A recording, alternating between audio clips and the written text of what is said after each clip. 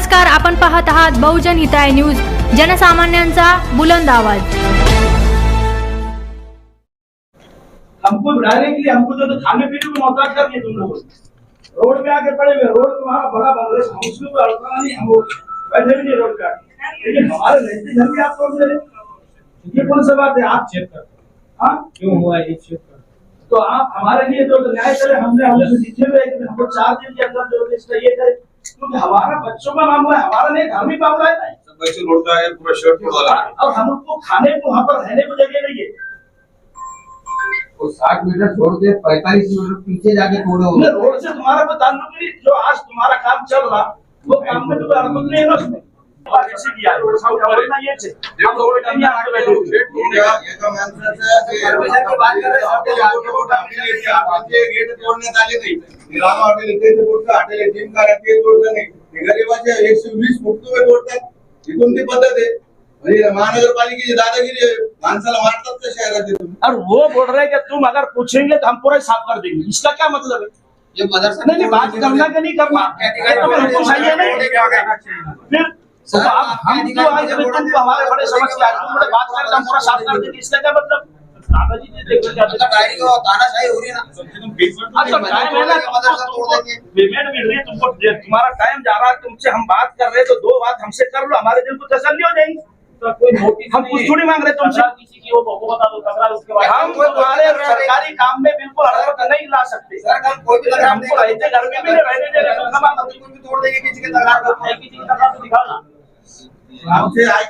आज चिकलठाना मस्जिद के प्रकरण में हाजी अब्दुल सत्तार साहब की सदारत में हाफिज साहब, इसाक भाई, अनीस भाई और दीगर पदाधिकारी, मैं भी जिसमें शामिल हूँ, जिस तरह से चिकलठाना रोड पर बड़ी मस्जिद है, उस मस्जिद के शेड को जानबूझकर टारगेट कर म्यूनसिपल कॉरपोरेशन का तोड़फोड़ अधिकारी कौन बाहुड़े बोल के है, उसने मस्जिद की जो प्रॉपर्टी वक्फ बोर्ड की प्रॉपर्टी है, किसी तरह की कोई इत्तला न देते हुए 8 लाख रुपए कीमत का जो मासूम बच्चों के लिए खाना पकाने के लिए वो जगह बनाई गई थी चंदा कर वो शेड को टारगेट कर किसके बोलने पे उसने तोड़ा है या जातीय एक समाज का होने से टारगेट किया है।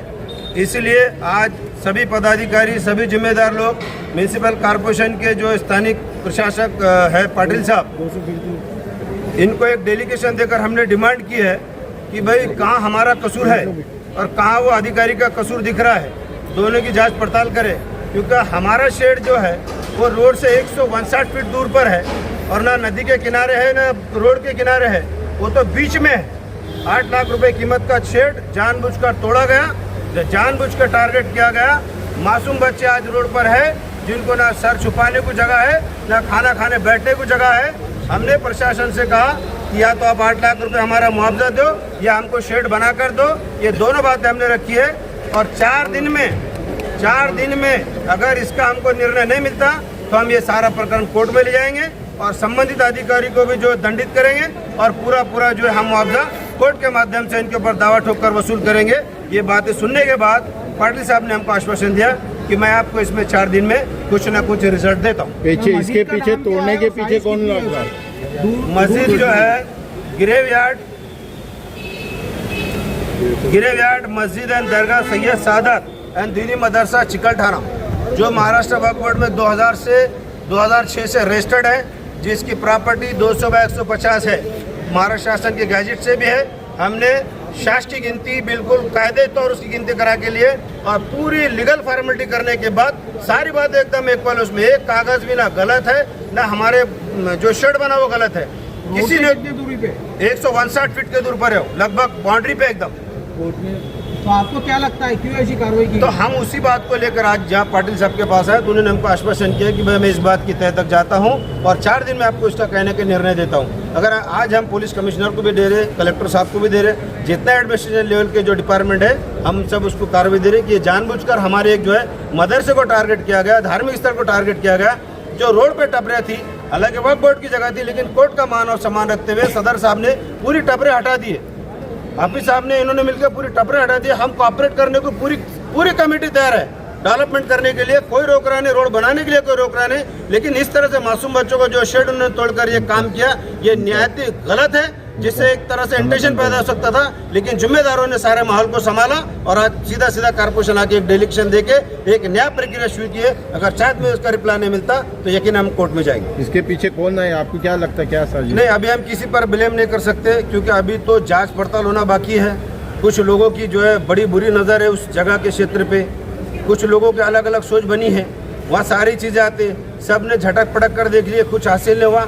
हाफिज साहब सदर साहब की मेहनत से माशाल्लाह इतना अच्छा रंग लाई है कि आज एक एक कागज उसका लीगल हुआ और वो ता क़यामत तक मस्जिद की प्रॉपर्टी है और मस्जिद की प्रॉपर्टी रहेगी, उसमें ना किसी का दखल होगा ना किसी का फेर होगा। जो है तो ये प्रॉपर्टी मस्जिद, मदरसा और दरगाह की प्रॉपर्टी है 150 बाय 200 की, और ये यहाँ पर मदरसा 1990 से चलता है और 1990 से मदरसा चलता है। और ये आज हमको अंदर जो है तो बच्चों को क्लासों में मतलब धुआं जाने की वजह से हमने ये टीन शेड हमारे मैदान में ठोके बच्चों को खाने और पकाने के लिए, ताकि पढ़ाई में तकलीफ ना हो।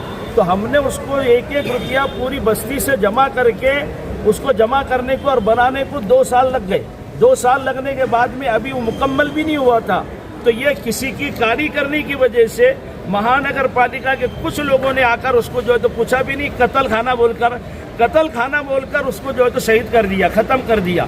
और ख़त्म करके जो है तो हमारे लोग वहाँ पर मौजूद नहीं थे, किसी से पूछा नहीं, कोई जो है तो हमसे मतलब ये बात भी नहीं की, गांव का कोई आदमी भी नहीं। और इन्होंने जो है तो ज़बरदस्ती, और ये कह रहे अगर इसको पूछेंगे और बीच में आएंगे तो फिर हम पूरा जो है तो ज़मीन दोस्त कर देंगे, यहाँ से कुछ भी नहीं रखेंगे।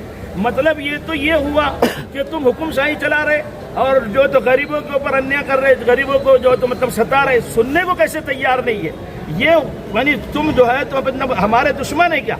हम तुम्हारे दुश्मन नहीं है। हमने जो वजू खाना था मस्जिद का, हमने पहले ही सदर साहब ने और हमने और गांव के लोगों ने जो है तो वो वजू खाने को तोड़ दिए और उनको कह दिया कि भाई तुम यहाँ से रोड जा रहा ठीक है, लेकिन मस्जिद की थोड़ी सी हमको मतलब रियायत दो। तो मस्जिद की हिफाजत के वास्ते हमने पहले ही जो है तो वजू खाने को तोड़ने की इजाज़त दे दी, लेकिन ये टीन शेड रोड से 200 फीट अंदर होने के बाद में भी फिर ये आकर अंदर तोड़ रहे, तो इसका मतलब हमारे समझ में नहीं आया। ये जो है तो हमारे ऊपर और जो है तो जानबूझकर ये समझा जा रहा है कि मस्जिद है बोल के तोड़ा जा रहा है, या कि क्यों तोड़ा जा रहा है ये हमारे अभी तक समझ में नहीं आया। इसलिए हम पाटिल साहब के पास आकर, यहाँ पर आयुक्त के पास आकर हमने जो तो ये कि उन्होंने कहा कि हमको आश्वासन दिया कि 4 दिन के अंदर तुमको हम इसका जवाब देंगे। ठीक, शुक्रिया।